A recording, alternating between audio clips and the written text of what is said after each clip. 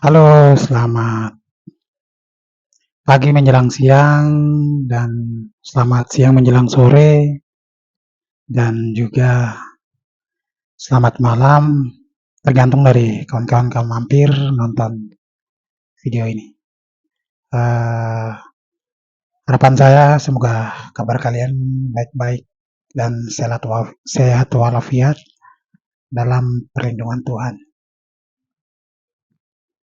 Kawan-kawan, jadi di kesempatan saat ini, di video saat ini saya mau eh, ngobrol-ngobrol sedikit. Saya mau bahas-bahas terkait dengan uh, kejadian atau peristiwa yang baru-baru saja kemarin terjadi.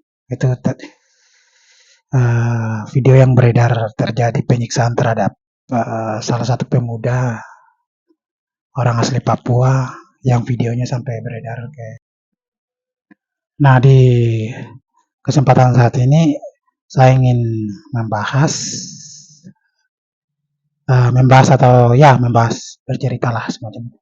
Saya ingin bercerita, sharing kepada kawan-kawan yang mungkin sempat mampir ke channel saya untuk menonton video ini. Jadi tema obrolan saya di saat ini seputar peristiwa kejadian yang kemarin, tapi kemudian akan merembet juga sedikit ke belakang. Karena peristiwa yang kemarin adalah akumulasi atau rentetan panjang dari peristiwa-peristiwa sebelumnya, semacam itu. Saya langsung saja membahas untuk dalam kesempatan saat ini. Jadi seperti yang kawan-kawan ketahui bahwa dalam beberapa hari terakhir ini kita dikagetkan dengan salah satu peristiwa, salah satu peristiwa yang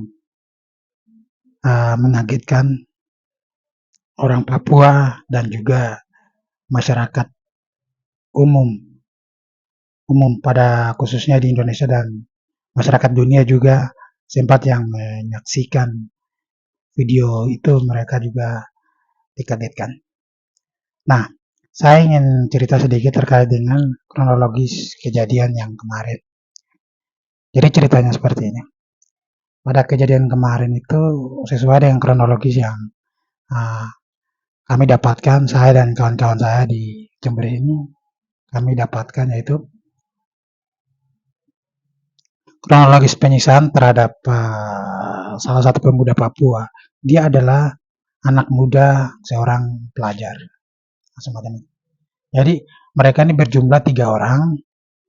Ceritanya itu mereka pergi ke kebun untuk mencari daun alang-alang atau rumput alang-alang itu, rumput hutan itu mereka mau cari. Tujuannya untuk apa? Mereka cari daun itu untuk menutupi atap rumah, atap onai. Jadi atap onai itu karena sudah bolong, jadi mereka pergi ke hutan, mereka pergi ke kebun untuk mencari alang-alang itu. Kemudian niatnya itu setelah mereka cari, mereka mau bawa pulang daun itu untuk pasang di atap rumah onai.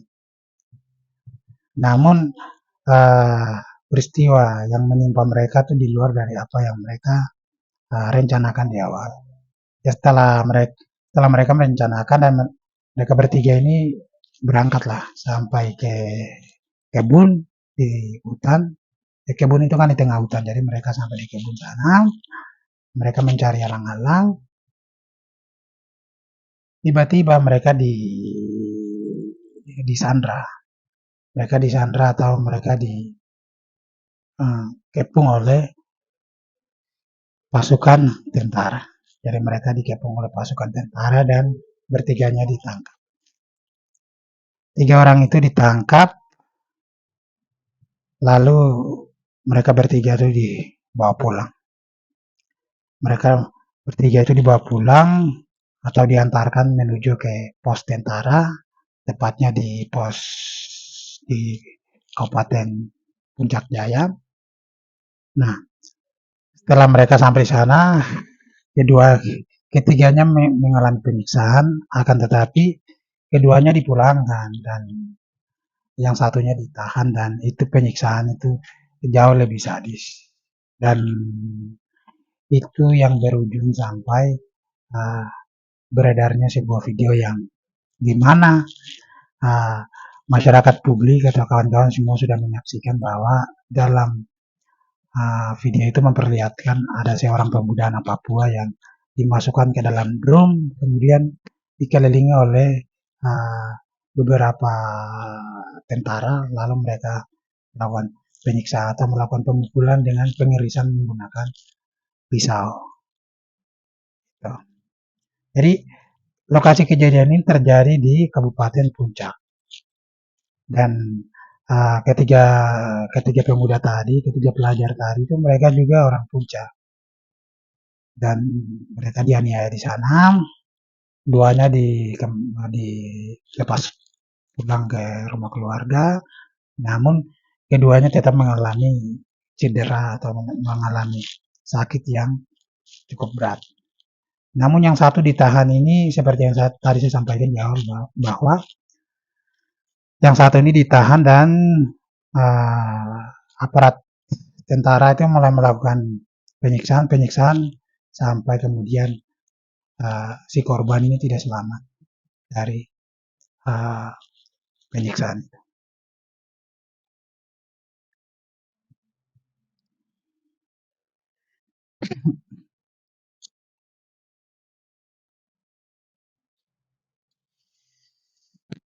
Nah, itu yang kemarin itu kawan-kawan semua sudah lihat, atau saudara-saudara yang ada di Papua dan yang ada di luar Papua, di Jawa, Sumatera, Kalimantan, Sulawesi, Bali, dan saudara-saudara yang lainnya, bahkan yang ada di luar negeri, itu kalian sendiri sudah menyaksikan lah kronologis atau perlakuan tentara itu terhadap si korban ini, si pemuda ini, itu perlakuannya semacam bagaimana. Itu saudara-saudara mungkin kalian sendiri sudah lihat.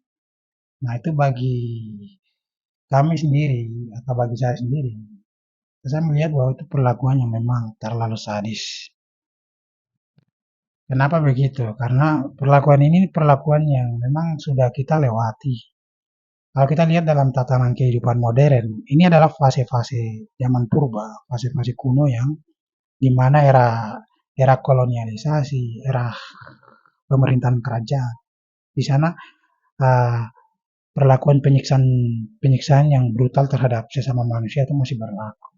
Dan itu berbanding terbalik dengan kita masyarakat hari ini yang sudah hidup di zaman modern, di mana semua tatanan kehidupan kita itu diatur berdasarkan dengan norma hukum, norma adat istiadat, dan semua aspek itu kalau boleh kita bilang sekarang itu tidak bisa kita main sembarang. Semuanya tuh sudah diatur. Dan ketika di zaman ini kalau kita melakukan sebuah tindakan yang kemudian merugikan pihak lain, itu sudah bukan samanya lagi, sudah bukan sama. Itu bisa kita dikenakan dengan norma-norma hukum yang berlaku di era ini atau berlaku di masa ini.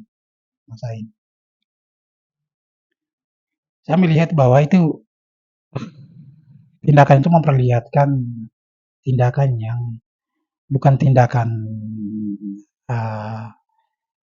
hewan, tapi memang tindakan yang memang memperlihatkan tindakan binatang. Sama sekali tidak punya akal pikiran dan tidak punya hati. Jadi penyiksaan yang luar biasa. Dan itu ketika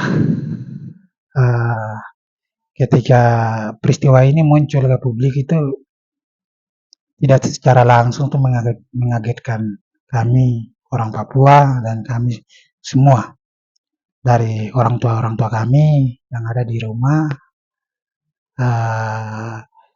kemudian kami sebagai mahasiswa atau pelajar, kemudian kakak-kakak kami yang sudah ada di tingkat yang lebih atas, kakak-kakak yang sudah berprofesi, itu kemudian tokoh-tokoh juga tokoh-tokoh publik yang uh, pro demokrasi atau pro terhadap hak asasi manusia, perlindungan terhadap hak kemanusiaan, itu mereka sempat kaget juga dengan peristiwa yang baru kemarin terjadi pada tanggal 21 Maret kemarin. Nah, kami sendiri melihat bahwa perlakuan ini sebenarnya bukan yang baru pertama kali terjadi, tetapi perlakuan sadis yang semacam ini sudah berulang kali terjadi terhadap kami orang Papua. Cuman peristiwa itu tidak sempat terekspos ke publik. Yang peristiwa-peristiwa yang lainnya yang sempat terjadi di belakangan itu tidak sempat terekspos ke publik. Itu banyak sekali, ratusan mungkin ribuan kasus atau peristiwa yang terjadi. Dan yang kemarin ini adalah peristiwa yang berhasil terekspos ke publik, berhasil terekam oleh kamera dan berhasil juga di ekspos ke publik. Akhirnya seluruh warganet atau seluruh masyarakat ini tahu akan informasi ini. Nah, saya balik lagi pada peristiwa yang tidak lama juga terjadi di awal tahun ini. Kemarin pada tanggal 22 Februari 2024 kemarin itu sempat terjadi juga. Sempat terjadi juga penangkapan dan penyiksaan terhadap 3 pelajar atau 3 anak muda asal Papua di Kabupaten Riau Timur. Jadi kronologis singkatnya seperti ini. Ketiga anak muda ini ceritanya mereka lagi bepergian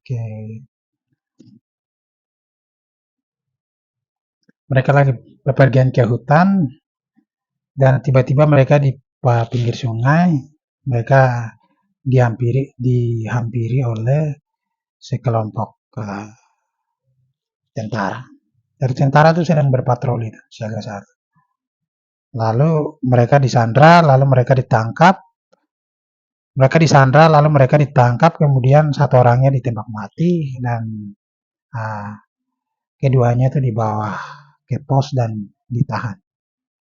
Jadi sesuai dengan informasi atau updatean yang saya baca secara berkala, itu saya mendapat informasi bahwa sampai hari ini kedua korban atau kedua pemuda ini belum juga dibebaskan oleh pihak tentara yang bertugas di daerah Kabupaten Yaukimo. Jadi itu peristiwa itu terjadi pada tanggal 22 Februari 2024 dan ini terhitung hanya 1 bulan kemudian. Jadi terhitung sampai tanggal 21 Maret 2024 terjadi lagi peristiwa yang tadi saya sampaikan. Jadi terhitung hanya selisihnya cuma 1 bulan. Itu terjadi dalam waktu yang sangat dekat. Jadi saya sendiri berpikir bahwa ini berarti dalam tahun ini, tahun 2024 di awal tahun ini sudah terjadi 2 kasus kekerasan yang sangat luar biasa. Ini baru awal tahun. Belum lagi akan maju sampai depan sana. Itu akan terhitung lebih banyak kasus yang akan muncul. Itu yang pertama. Dan yang kedua, itu kasus yang seperti tadi saya sampaikan di awal bahwa itu kasus yang sempat bocor ke publik atau sempat direkam dan diupload ke media sosial sehingga kita yang jauh dari Papua itu bisa tahu juga informasi itu. Tapi ketika peristiwa kalau tidak direkam atau tidak diupdate ke media, itu kemungkinan itu pasti ada yang terjadi peristiwa brutalitas semacamnya. Itu pasti ada yang terjadi. Cuman tidak sempat diupdate.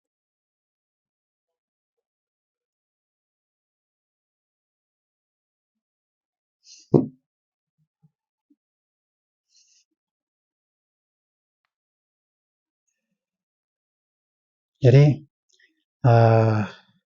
perhitungannya dalam waktu 1 bulan terjadi lagi kasus yang kemarin tanggal 21 Maret kemarin, penganiayaan terhadap satu orang warga sipil asal Puncak. Ini memang sangat kaget dan tentu itu sangat sadis dan mengagetkan warganet, mengagetkan masyarakat di seluruh Papua dan lebih umumnya di seluruh Indonesia. Dan saya sendiri sempat membaca situasi atau melihat di media sosial. Itu memang banyak juga masyarakat, kawan-kawan mahasiswa, bahkan tokoh-tokoh yang peduli terhadap isu-isu HAM, itu mereka sempat melakukan solidaritas atau melakukan dukungan terhadap kami orang Papua. Jadi mereka mereka membantu kami untuk meng-up atau mengangkat isu ini ke publik. Bagaimana menemukan sebuah solusi yang benar-benar fundamental atau solusi yang benar-benar radikal bagi kami orang Papua. Saya juga melihat banyak solidaritas atau dukungan terhadap kami orang Papua yang berangkat dari isu yang kemarin itu, datang dari kawan-kawan mahasiswa di kampus UI, Universitas Indonesia, itu BEM UI juga sempat mengeluarkan tulisan, terus banyak saya lihat. Terus kontras saya lihat di Surabaya kemarin itu mengadakan diskusi publik juga. Terus kemarin tanggal 2 April itu seluruh rakyat Papua itu membentuk salah satu front anti militerisme dan melakukan konsolidasi dan melakukan aksi tepat pada tanggal 2 April kemarin. Itu aksi solidaritas yang memang besar tepatnya di kota Jayapura. Namun sayangnya aksi tersebut dibungkam oleh pihak kepolisian dan pihak tentara yang ada di sana. Itu dibungkam secara sewenang-wenang oleh pihak polisi dan tentara. Saya melihat dalam satu tema diskusi tentang topik ini, saya melihat perkembangannya semacam itu, dan ini tentunya menambah salah satu memori rasa takut atau traumatik untuk kami orang Papua, bahwa kami seakan-akan semakin dikecam, kami seakan-akan semakin dianggap bukan manusia. Karena ketika kalau kami sebagai orang Papua, kami tengok lagi sejarah kehidupan kami di belakang, itu mulai terjadi peristiwa-peristiwa brutal, peristiwa-peristiwa kekerasan dari aparat negara itu terhadap kita orang Papua itu sudah berlangsung cukup lama. Sesuai dengan catatan sejarah yang ada, buku-buku yang ada, itu kami melihat bahwa rentetannya itu dimulai ketika Indonesia itu menganeksasi Papua. Itu sudah mulai masuk. Nah, mundur lagi dari aneksasi tahun 1963, itu mundur lagi ada tahun yang sebelumnya juga terjadi, yaitu 1961, di mana sih terjadi satu peristiwa penting yang kami orang Papua tidak bisa lupa di peristiwa itu, yaitu terjadi salah satu trikomando rakyat yang diperintahkan langsung oleh Presiden Soekarno pada waktu itu, sehingga ABRI diterbangkan dari Yogyakarta ke Papua. Kita sekarang bilang tentara, tapi dulu itu bilang ABRI itu diberangkatkan ke Papua, dan itu mulai melakukan operasi ilegal di tanah Papua. Dan itu yang berderet-deret berkepanjangan sampai 1963 tadi saya sampaikan, aneksasi Papua ke dalam Indonesia. Itu juga itu mulai terus berlangsung sampai hari ini. Itu tentunya kalau kami orang Papua melihat ke belakang, itu peristiwa-peristiwa yang membekas bagi kita. Peristiwa-peristiwa berdarah juga banyak terjadi di beberapa kota besar di Papua. Yaitu misal peristiwa Biak berdarah, Paniai berdarah, Wamena berdarah, Deyai berdarah, Merauke berdarah. Banyak kota yang kemudian menjadi darah-darah akibat dari kekejaman TNI Polri di atas tanah Papua. Itu real, itu tidak ada cerita rekayasa, tapi itu adalah fakta historis yang melekat bagi kami. Catatannya itu banyak ditulis oleh tokoh-tokoh putra putri asli orang Papua itu sendiri. Itu ada catatan-catatan. Itu maju. Tidak lama berselang, saya pergi lagi pada beberapa tahun belakangan. Tentu kita ingat bahwa di tahun 2022 kemarin itu juga terjadi salah satu peristiwa yang sangat tidak manusiawi, yaitu terjadi mutilasi di Kabupaten Timika. Terjadi mutilasi di Timika. Nah, kasus ini belum diselesaikan secara tuntas. Belum diselesaikan secara tuntas, lalu peristiwanya terus bertambah di sana di sini. Kalau tidak di Paniai berarti di Deyai. Kalau tidak di Puncak Jaya berarti Yaukimo. Kalau tidak di Yaukimo berarti terjadi lagi di Maibrat. Oke, Maibrat berarti terjadi lagi di Duga. Itu banyak kasus. Jadi hampir setiap minggu itu terjadi persoalan kemanusiaan tuh di sana dan di sini. Nah, di sini yang kemudian menjadi salah satu benang merah yang kami tarik bahwa kami menyimpulkan keberadaan tentara dan polisi dan kemudian pengiriman juga yang tiap tahun semakin masif dengan jumlah yang semakin lebih. Itu kami menyimpulkan bahwa dengan fakta-fakta ini sebenarnya tentara dan polisi yang ditugaskan ke Papua itu semakin membuat kegaduhan, semakin menciptakan konflik, semakin membuat persoalan kemanusiaan itu semakin menjadi tumpang tindih, semakin memperburuk situasi Papua yang ada. Saya dalam setiap aksi-aksi, kawan-kawan aktivis dari Papua, kawan-kawan solidaritas dari Indonesia, itu mereka selalu angkat bicara bahwa tarik militer organik dan non-organik dari tanah Papua itu saya kira. Dan sekarang juga masih dalam satu nada, satu suara yang sama kami suarakan bahwa segera tarik tentara dan polisi, organik dan non-organik, semua aparat-aparat yang tidak berjiwa kemanusiaan segera ditarik. Karena semakin banyak mereka dihadirkan ke sana, sebenarnya itu semakin membuat tatanan kehidupan masyarakat itu semakin kacau. Kalau kita lihat dari peristiwa-peristiwa yang semakin terjadi tumpang tindih, kita lihatnya seperti itu.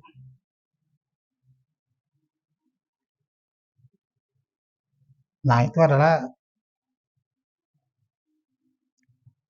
salah satu tuntutan sosial yang kami ajukan. Jadi tuntutan untuk segera tarik aparat militer itu sebenarnya bukan salah satu tuntutan politik sebenarnya. Kalau kita lihat dalam perspektif tatanan kehidupan sosial, bahwa sebenarnya masyarakat itu memang mereka terganggu dengan adanya pihak militer di sana dengan jumlah yang semakin banyak dan dengan sikap yang begitu agresif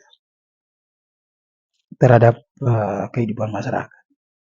Itu kami selalu bilang bahwa masyarakat punya satu sikap, satu suara bahwa segera tarik militer organik dan non-organik dari Papua. Pemerintah pusat saya kira tarik. Jokowi dan kabinet-kabinetnya, terutama pemerintah apa namanya,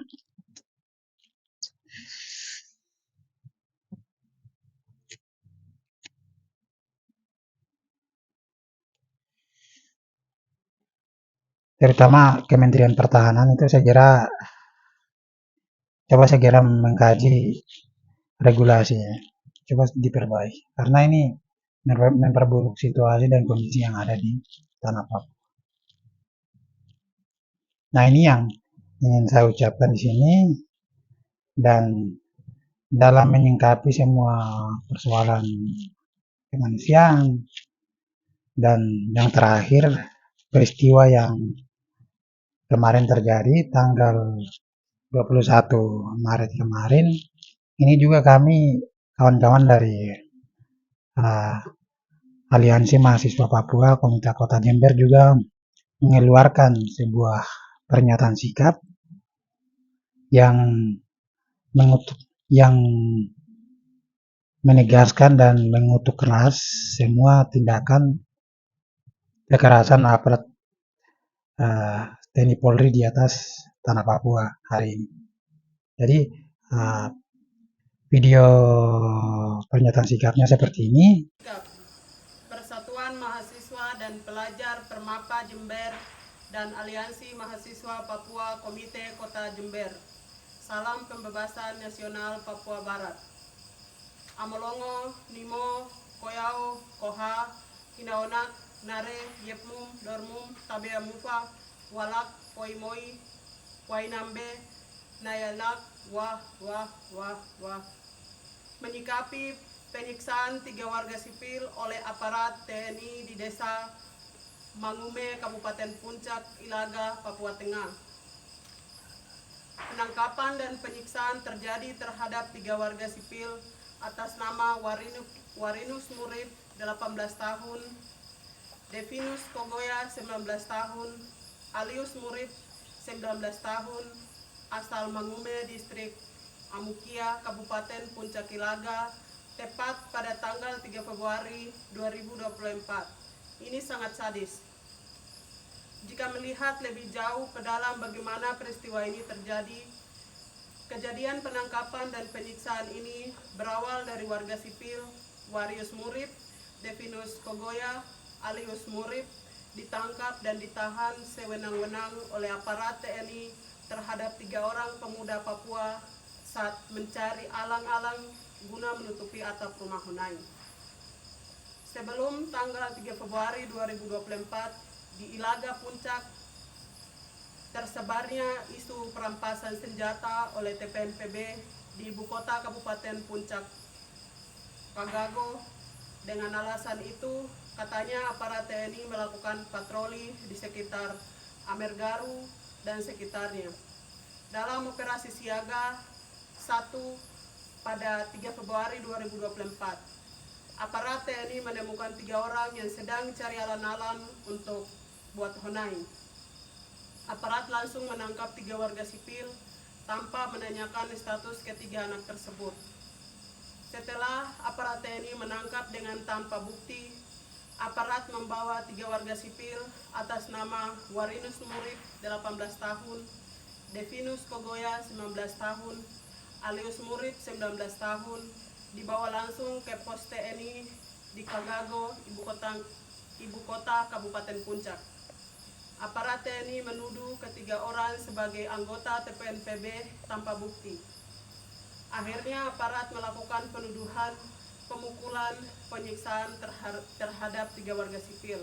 Salah satu diantaranya atas nama Warinus Murib, 18 tahun, diikat tangannya lalu diisi di dalam drum berisi air.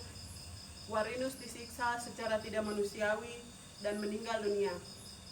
Kami baru memastikan bahwa video yang beredar adalah Warinus Murib atas Mangume, Kabupaten Puncak yang disiksa.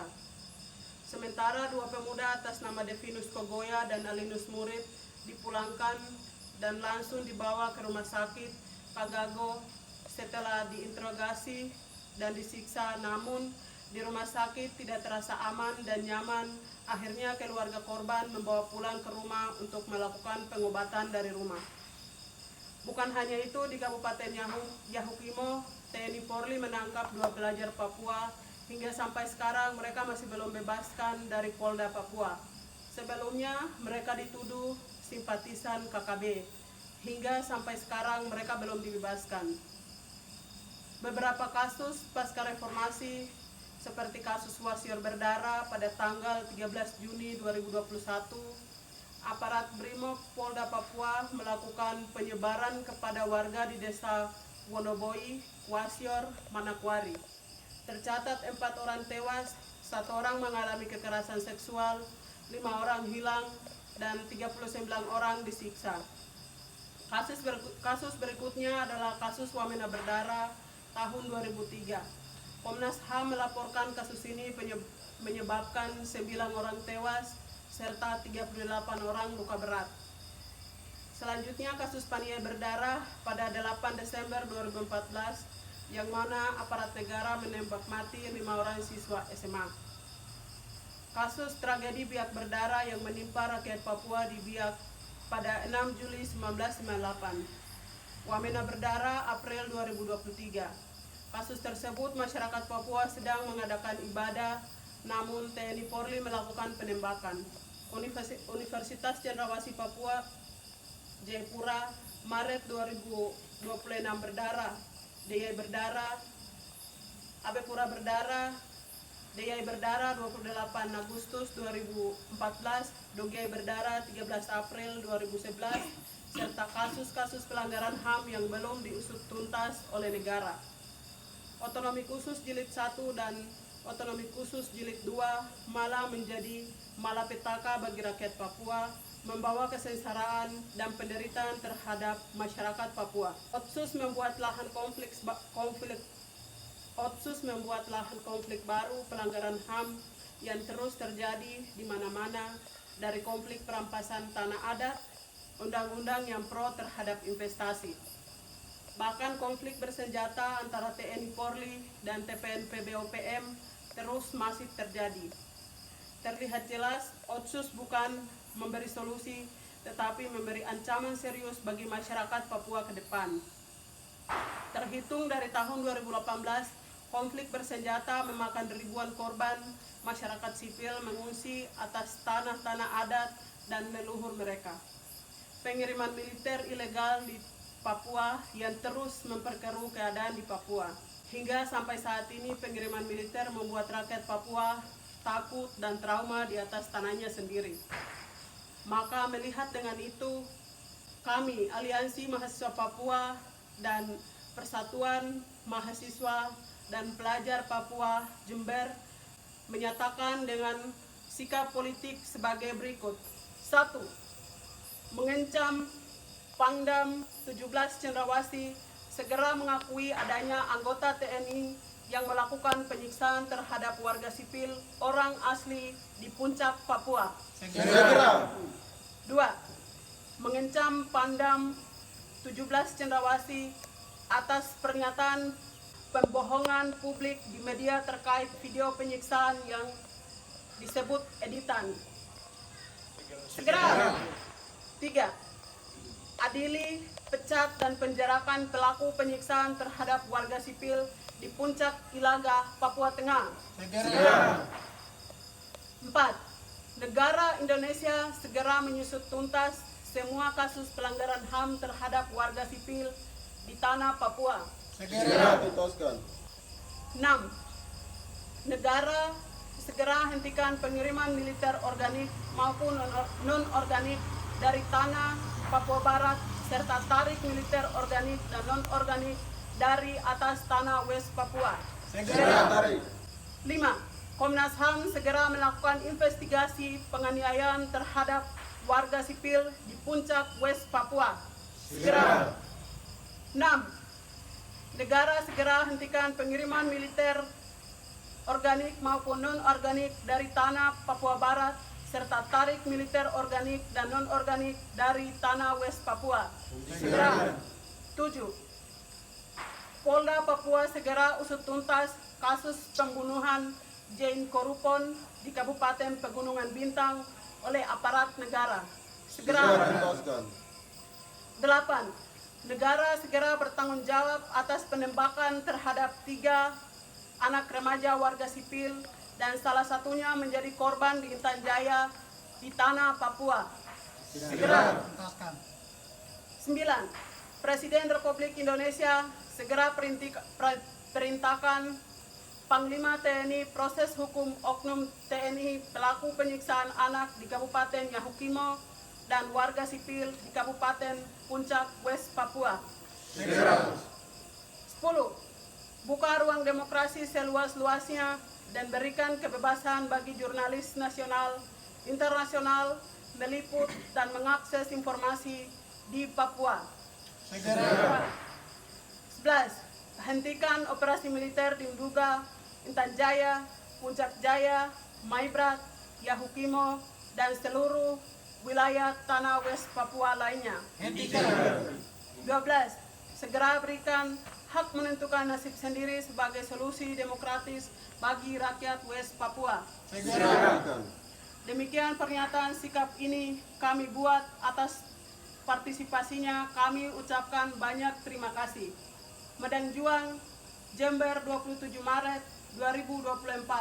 Papua Merdeka! Papua Merdeka! Papua Merdeka! Nanti kawan-kawan lihat, dan itu adalah video pernyataan sikap dari kami yang kami sampaikan, dan itu dengan secara tegas kami sampaikan kepada publik. Semoga pemangku kebijakan itu bisa melihat persoalan-persoalan kemanusiaan yang ada saat ini dan segera dipertimbangkan. Oke, itu yang pertama terkait dengan kronologis atau cerita sedikit terkait dengan persoalan yang kemarin.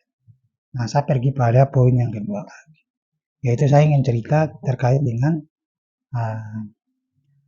aksi kawan-kawan yang baru saja kemarin itu mereka lakukan.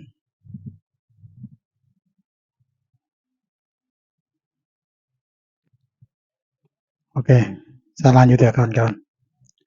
Jadi poin yang kedua yang ingin saya sampaikan itu terkait dengan aksi rakyat Papua yang kemarin tanggal 2 April kemarin dilakukan di Kota Jayapura.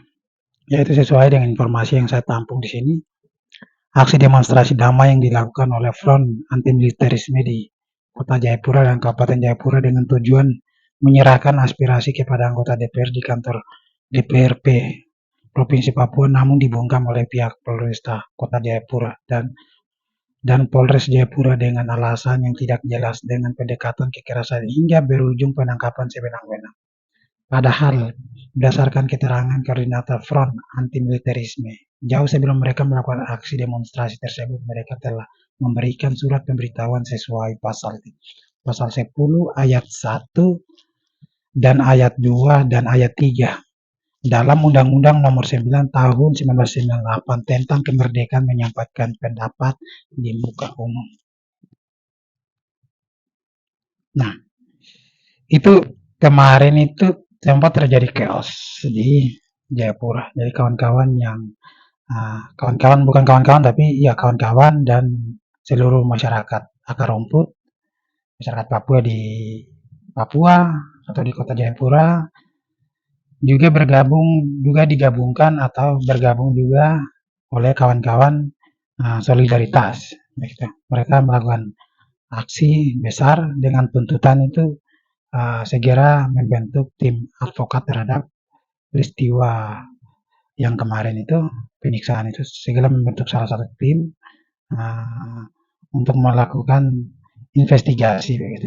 Melakukan investigasi dan melakukan penyelidikan lalu penyelesaian kasus ini.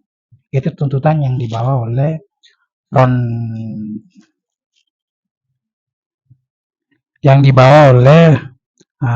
Front Anti Militerisme ini. Ini adalah salah satu front besar. Ketika aksi berlangsung tanggal 2 April kemarin, itu kami melihat banyak sekali video beredar, itu terjadi pembungkaman yang luar biasa oleh aparat.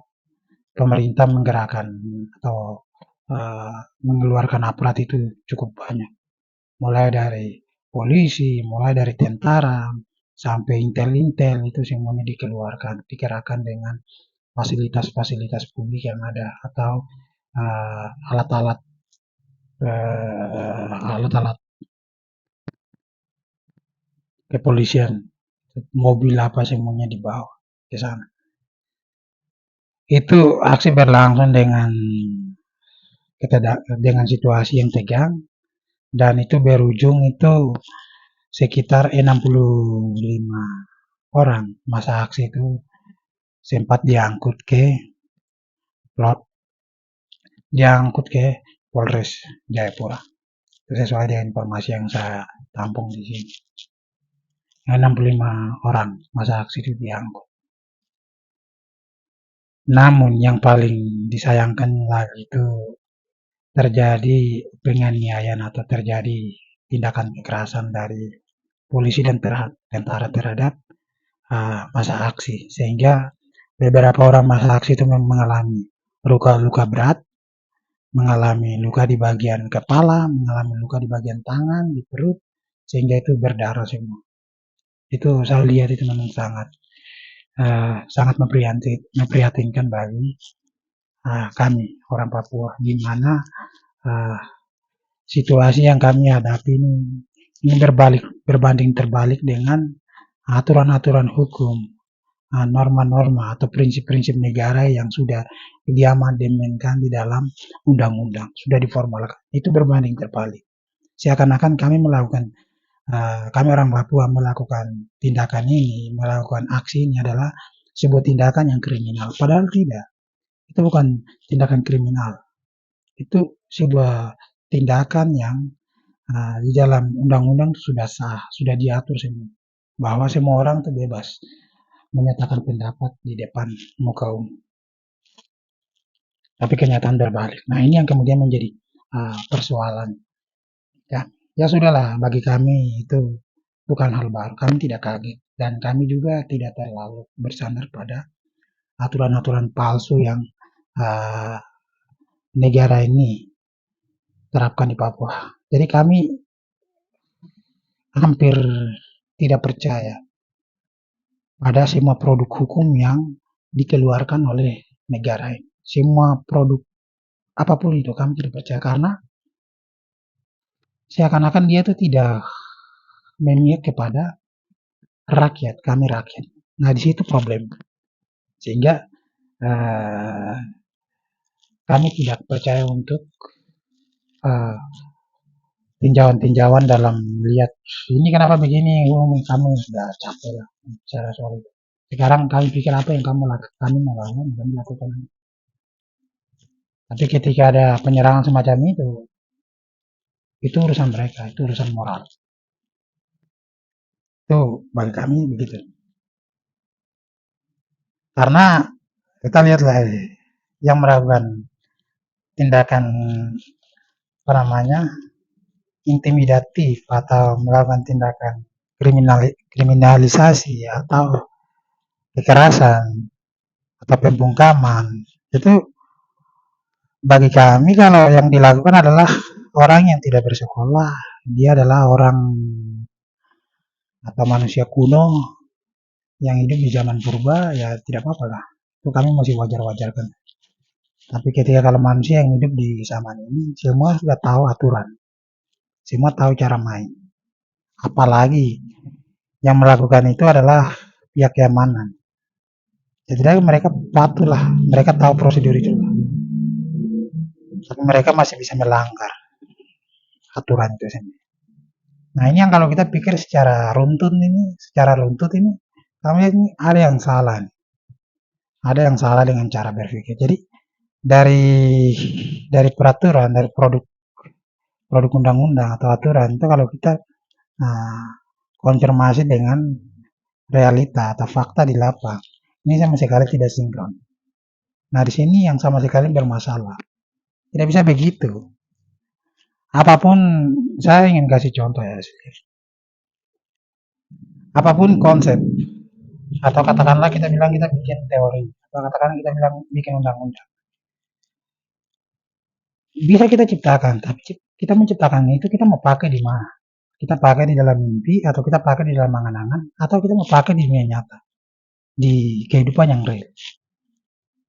Kalau kita mau pakai di kehidupan yang real, usahakan yang kita buat itu harus sinkron. Dia harus melayani persoalan yang kita hadapi secara nyata juga. Itu baru kita kita lihat dalam uh, tatanan atau cara berpikirnya, kita lihat itu logis. Tapi fakta yang sekarang terjadi itu tidak logis. Antara produk hukum dengan kenyataan di belakang tidak sinkron. Itu yang kami bilang itu pak atau produk palsu.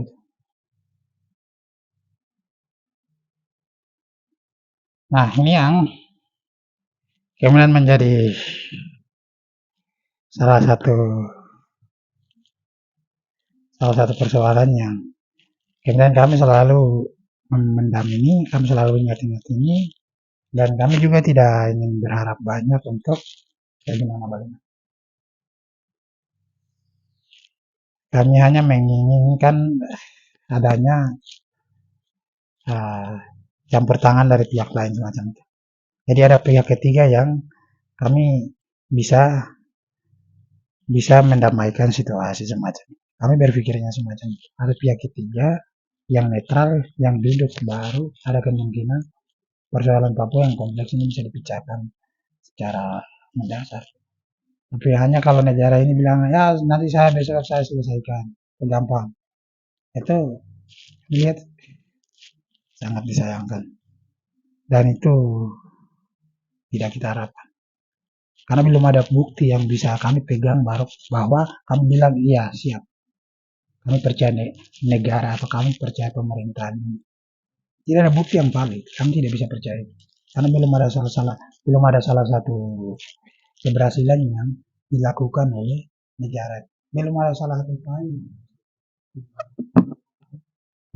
menyelesaikan semua persoalan kemanusiaan yang ada di Papua. Belum. Makanya ini kemudian menjadi paradoks sendiri. Dan paradoks ini yang kemudian kami mau pecahkan. Soal yang kedua. Dan soal yang ketiga adalah ini yang terakhir ya. Dari setiap atau dari semua persoalannya yang saya bicarakan, yang khususnya dalam tema hak asasi manusia, ini tidak bisa kita lihat dalam kacamata yang Papua ini mungkin gini Papua itu mungkin kurangnya misalnya ini yang sering diucapkan juga oleh banyak orang saya dengar. Orang Papua itu mungkin karena SDM-nya kurang sehingga mereka punya tingkah, punya otaknya semacam begitu, pemberontak, melawan negara. Atau bahasa lain juga ada yang sering kali saya dengar.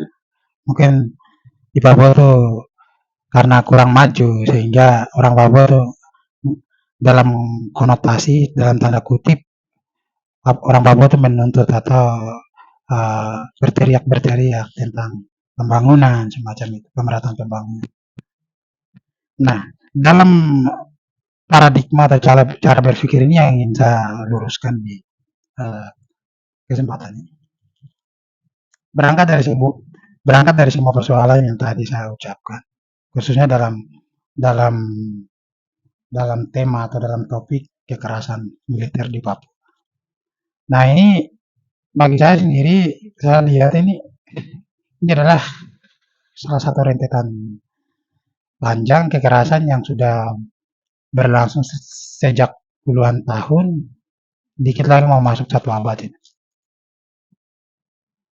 Dan ketika ada aksi respon atau aksi yang menguak di publik atau menguak di media sosial, itu jangan masyarakat dari luar jangan menilai bahwa kami orang Papua itu mungkin karena kurang ini, kami minta ini. Tidak. Tapi kami bersuara karena ada situasi yang tidak aman bagi kita. Ada bagian hidup dari kita yang dirampas. Atau dalam bahasa yang lebih tepatnya saya sebutnya seperti ini. Ada hak-hak hidup kita. Hak-hak hidup kita atau ada orang-orang ekonomi bilangnya begini. Ada barang milik pribadi atau hak individu atau hak kelompok atau hak suatu bangsa yang kemudian digrogoti atau dirampas oleh pihak lain. Kemudian keluarlah respon itu. Nah, sekarang analogi ini saya ambil dan saya tarik kasih masuk ke frame yang saya bicara sekarang. Itu ketika peristiwa-peristiwa terjadi, orang Papua merespon situasi-situasi yang ada. Itu seringkali dihadapkan dengan tentara polisi, dihadapkan dengan aparat-aparat, lalu dibarengi dengan kekerasan-kekerasan yang sama sekali tidak memperlihatkan jiwa kemanusiaan di situ. Nah, di situ yang saya berpikir bahwa ini adalah kekerasan luar biasa yang memang harus diakhiri. Satu, yang kedua, orang Papua sering melakukan tindakan protes, baik itu melakukan tindakan protes di tingkat kami mahasiswa melakukan aksi, maupun orang tua kami yang ada di Papua, orang tua kami yang pegang senjata, melakukan perlawanan dengan tentara. Itu mereka bukanlah mereka atau kita, itu bukan orang-orang yang dalam tanda kutip orang-orang yang tidak tidak punya pengetahuan atau tidak orang-orang yang bodoh, bukan orang-orang yang melakukan suatu tindakan dengan brutalitas, tidak. Kami melakukan sebuah tindakan itu karena ada hal-hal tertentu yang kemudian memaksa kita untuk merespon situasi yang ada. Cara berpikirnya seperti itu. Dan itu adalah real yang kami juga alami. Atau kami mahasiswa, anak muda. Itu melakukan sebuah perjuangan dengan runtutan yang sama. Yaitu kami menyuarakan aspirasi kami, mewakili dari orang tua kami di rumah, kami menyampaikan itu ke publik. Itu tidak hanya kami sampaikan dengan analogi kami sendiri, tidak hanya kami sampaikan hanya karena kepentingan kami ini, tidak. Tetapi kami menyuarakan itu berdasarkan dengan situasi objektif yang didasarkan secara real oleh orang tua kami.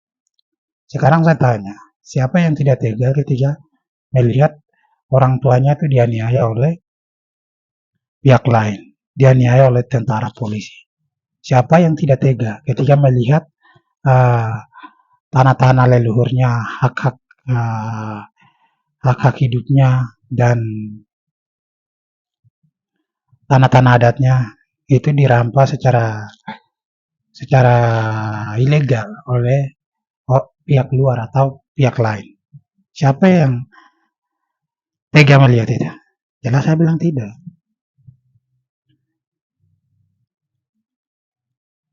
Jadi reaksi kami merespon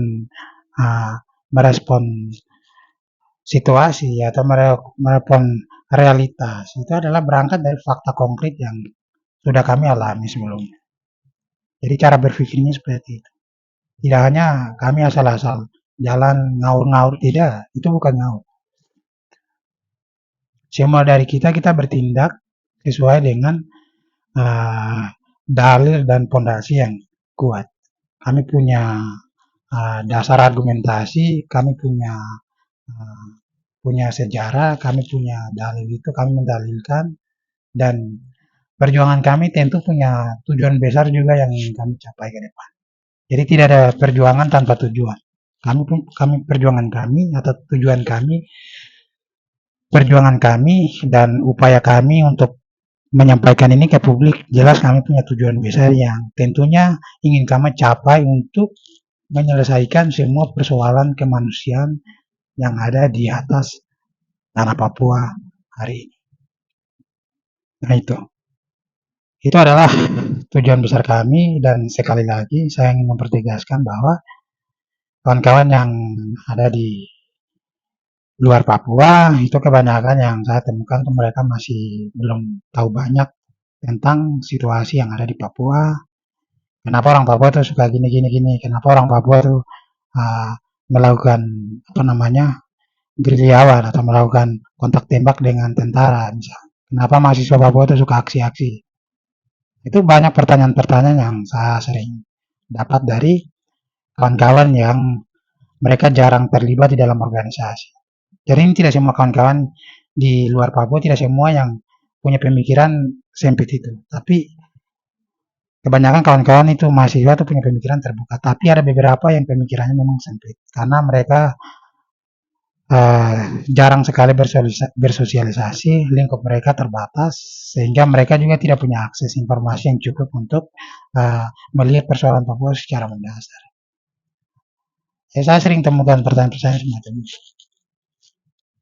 Dan saya sering sampaikan bahwa persoalan kami di Papua itu bukan persoalan pembangunan, tapi persoalan kami adalah persoalan kemanusiaan, yaitu tentang harkat dan martabat manusia, bukan martabak. Itu kan Paroki pernah bilang begitu di IELTS.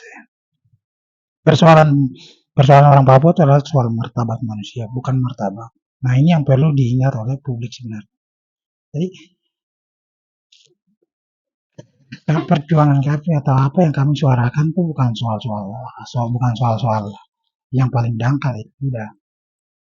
Misalnya kami menyuarakan soal pembangunan, soal pengatasan ini, janganlah melakukan diskriminasi terhadap orang. Iya jangan, tapi kami ingin solusi yang lebih fundamental atau lebih radikal daripada itu. Nah ini yang seperti yang tadi saya sampaikan, bahwa ini yang kawan-kawan di luar harus tahu bahwa kami di Papua itu persoalan kami tidak hanya soal pembangunan, tapi itu kami tidak minta pembangunan sebenarnya.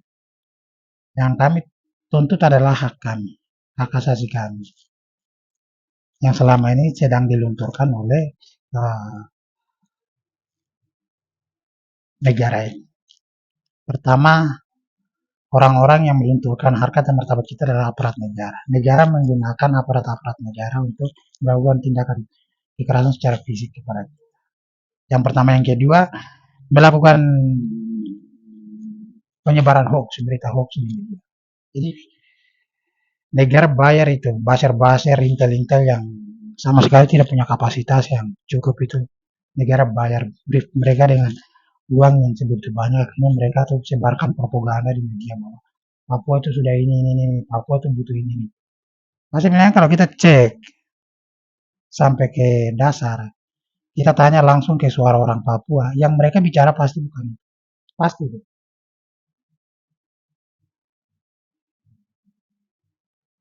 Dan yang selama ini yang bicara sekarang adalah pihak-pihak yang pihak kedua yang tadi saya bilang, itu pihak-pihak kedua yang tidak bertanggung jawab. Mereka mengatasnamakan aspirasi orang Papua lalu memasukkan agenda-agenda palsu tuh, agenda-agenda kolonial itu ke dalam agenda negara untuk menjalankan agenda itu di tanah Papua. Jadi itu ini yang perlu kawan-kawan ingatkan, bahwa persoalan kami bukan persoalan pembangunan, bukan persoalan lain-lain, tapi persoalan kami adalah persoalan harkat dan martabat kami yang makin hari makin tidak dianggap, perlakuan semakin brutal, kami dianiaya, kami dipukul, kami diiris-iris seperti binatang, kami juga dimutilasi seperti binatang. Ini kan sangat disayangkan kalau kita pikir. Seakan-akan kami ini tidak punya martabat sebagai manusia. Padahal kami ini dilahirkan sama, kami punya fisik yang sama. Yang membedakan itu cuma kulit saja. Membedakan cuma kulit dengan rambut. Sedangkan isi dalamnya, daging ini sama, tulang ini sama, darah kita tuh sama. Kita punya kesamaan di dalam. Kita punya struktur otak, punya telinga, semuanya sama. Yang membedakan itu cuma cuma rambut dengan kulit. Itu yang kemudian kami sayangkan. Dan yang terakhir itu, ya tadi yang terakhir, atau segmen ini yang terakhir, dan semoga apa yang saya sharing di sini, ini adalah sharing-sharing saya yang saya sampaikan secara spontan. Jadi ketika ada penyampaian saya yang mungkin terpatah-patah atau mungkin tidak jelas intonasi, atau mungkin tidak terlalu terkonsep, atau mungkin ada kalimat yang berulang-ulang, itu mohon maaf, karena saya adalah salah satu orang yang memang lebih suka menyampaikan informasi itu secara transparan. Saya tidak suka bikin tulis-tulis apa tuh, saya terlalu suka. Jadi langsung transparan. Beberapa video yang saya pernah buat di channel YouTube saya itu, apa yang saya bicarakan itu adalah informasi yang saya sampaikan secara transparan, tanpa saya bikin konsep di catatan, tidak. Saya transparan. Apa yang saya ingin bicarakan itu saya bicarakan dari dalam hati, saya keluarkan. Jadi mungkin itu saja sedikit pembahasan atau sharing saya di kali ini. Semoga kawan-kawan bisa menyingkapinya dengan penuh pengertian, dan jangan lupa jaga keamanan diri, jaga kesehatan untuk kalian semua yang ada di manapun berada, jaga kesehatan juga, dan sampai ketemu di lain waktu. Terima kasih.